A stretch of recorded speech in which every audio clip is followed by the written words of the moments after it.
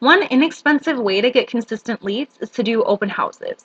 If you choose to do open houses, plan to commit to doing them regularly. Typically, they're on weekends, so know that as well. Also, when you're planning open houses, be sure to consider events like Packer games when you set them up, just because typically during a Packer game, you're not going to get a very big turnout. Make sure they're at times when people will plan to attend them. When you go to promote the open house, there are quite a few different ways to do this, and typically the earlier you start promoting, the better the results. When you do promote, make sure you change the comments on the MLS to say the day and the time of the open house. That way, all the realtors on the MLS will see this and they'll be able to notify their clients of your open house. You can also add that open house to the listing. There's a box there for you to do that.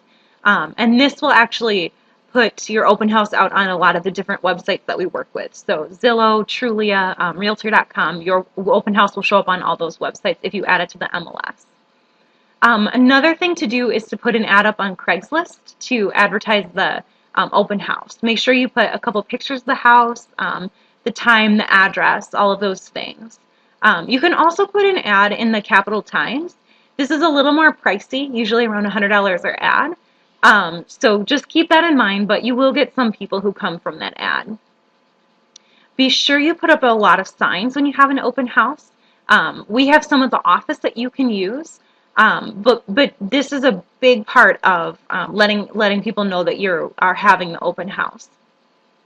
Another way you can promote your open house is by door knocking. So go to the neighborhood that you're having the open house in and let them know that this will be happening, the day, the time, and maybe even give a flyer with an announcement about the open house, inviting those neighbors to come through. If they do end up coming through, ask them if they know anyone who wants to move to the neighborhood. A lot of times, we have friends who we want to live close to, and so if they know that there's a house coming available, they may have somebody in mind who wants to purchase it. At the open house, be sure to have everyone sign in, provide a sign-in sheet, and make sure that they put their name, phone number, email address, and then maybe include a couple boxes to check. Some things like maybe, do you need to buy in the next 3 months? Do you want information about other homes that come up for sale in this area? Anything that you can do to add that extra value. But again, just make sure that everyone signs in as they come through the door. Once somebody's come into the open house, follow them, but give them some distance. So don't be too pushy, but be available for them to ask questions too.